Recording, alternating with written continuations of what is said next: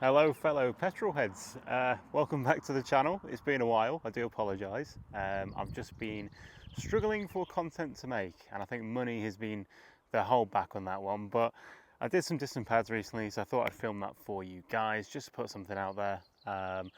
Couple things first, quick update on the Polo.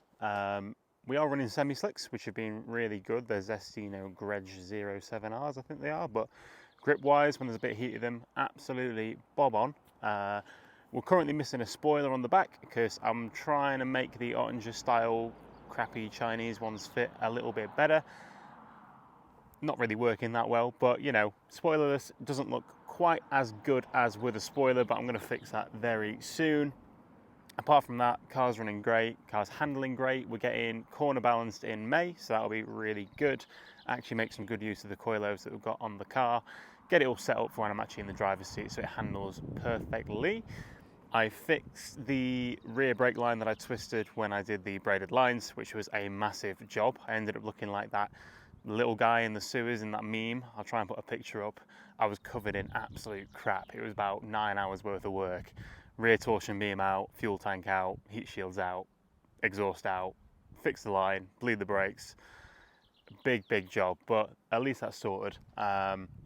And I put the Powerflex bushings in the rear torsion beam as well. So handling wise, we are getting there slowly but surely. Also, one thing I thought I'd address is a commonly asked question about the MQB performance pack brakes that I've got on this car, whether you need to do any alterations to fit them. The answer is no. You can use your standard lines, you can use your standard bolts. It's literally replacing the caliper carrier and the caliper. But yeah, you just take yours off, bolt the new ones on, bleed the brakes. Obviously have bigger discs that you have to re-drill the PCD on. But yeah, apart from that, it is plug and play. So if you do want to do that upgrade, guys, it is a good one to do. But yeah, let's get right into the video of installing these Vajprem Technic front discs on the Polo, along with some Ferodo DS 2500 pads. So once I got the car off the ground, guys, and on jack stands, I know in this video I've actually just got it on the jack, but just ignore that for safety reasons. But basically all you're going to need is a 13mm hex socket on the back of your caliper to get those two bolts off, and in some cases you'll need a 17mm spanner to hold the sliding pin in place so that you can actually loosen those off. In my case, I don't need one, but you may need that in your case. So once they're off, you can actually take your caliper off the bracket and hang it with something. In my case, I use a cable tie. Do not leave it dangling because you don't want to put any strain on your brake hoses. Now that that's off, it's time to take your caliper bracket off. Now these can be quite tricky, so what I do recommend is turning your wheel all the way left if you're working on the left side of the car, or all the way right on the right, just to give you a little bit more access. You're going to need a 22mm hex, I believe, on the back of this to crack those nuts off. They are on there tight though, guys. They are 200 Newton meters of torque when you tighten them back up, so you may need a breaker bar just to get them loose to start off. But just 2 bolts, they come right out and you can take your caliper carrier off of the disc.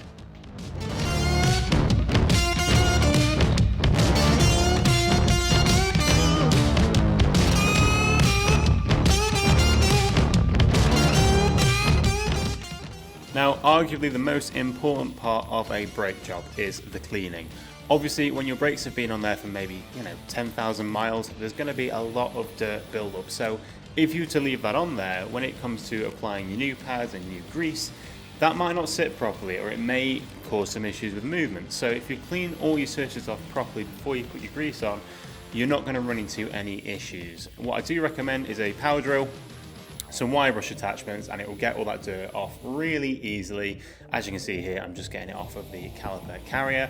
You also want to do the same process on the hub so that when you apply your brake disc to the hub, you're not going to have any run out. Run out will cause vibrations and issues with bedding in down the line.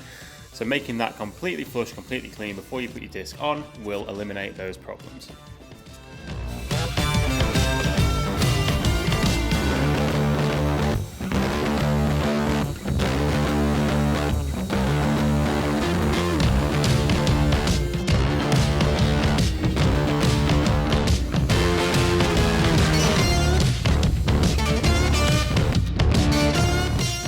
Most people will say at this point to apply some anti-seize around the hub itself. I am for and against that. Actually, on the face of the hub, I don't think it's needed that much. This will most likely become corroded on there over time anyway. You can put some just around the centre to help with that process in the long run. However, these disc and pads are going to get changed quite frequently, and worst case scenario, I'll just hit them with a hammer until they die. So, you know, who cares?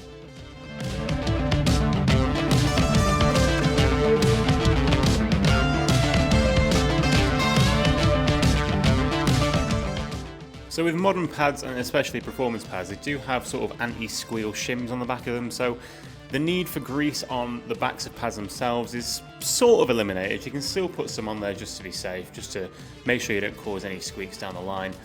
All I'm doing is applying some of the Pagid Ceratec grease on the actual parts of the caliper carrier brackets where the pads are going to sit, just to allow for free movement as I'm braking. But yeah, just on there. Make sure you don't actually transfer any of that over to the disc when you do put the caliper carrier back on. I did do that, and it did cause a little bit of pain. I had to do a bit more cleaning, but just something for you to be aware of. Now that your disc is all mounted up, you can put your carrier back on and reapply the bolts. VW do recommend, if you are going to reuse these bolts, just to give them a clean up. I was lazy and I didn't, and it was fine, but you know, that's just what they recommend. Again, these are 200 Newton meters when you come to tighten them up.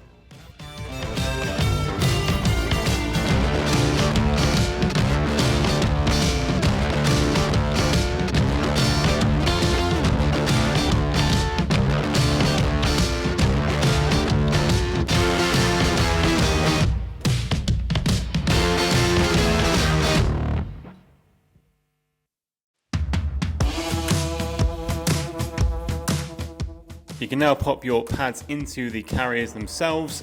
These sort of retaining clips on them can be a little bit on the fragile side. These are pretty decent, to be fair. I don't think they're directional on this model, but some models I'm sure there are directional pads. But yeah, just make sure they're snug against the disc before you put your caliper back on.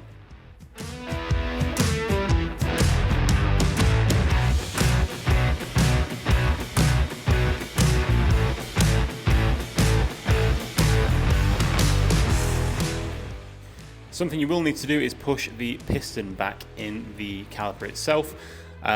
You don't need a winding tool or anything for these. You literally just need something to push it back in with. You're going to struggle by hand, but something like one of these easy grips is enough pressure just to put it back in there. Your caliper should now fit nice and easy over your new pads.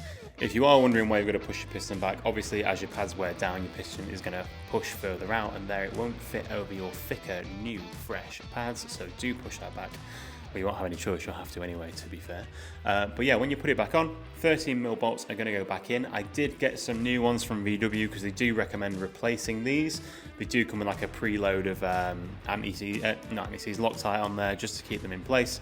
I believe the torque spec is 25 Newton meters, or it's 35, but I'll put that on screen now just to be safe.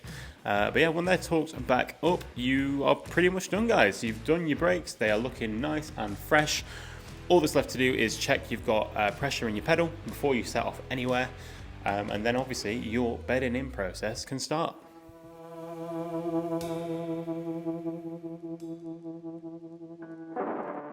So as usual, guys, thank you very much for watching. If you did enjoy, please leave a like and a comment down below, and subscribe to the channel to see more content coming up. I would say soon, but it probably won't be soon. It will probably be a little while before I get some more content out for you guys, unfortunately.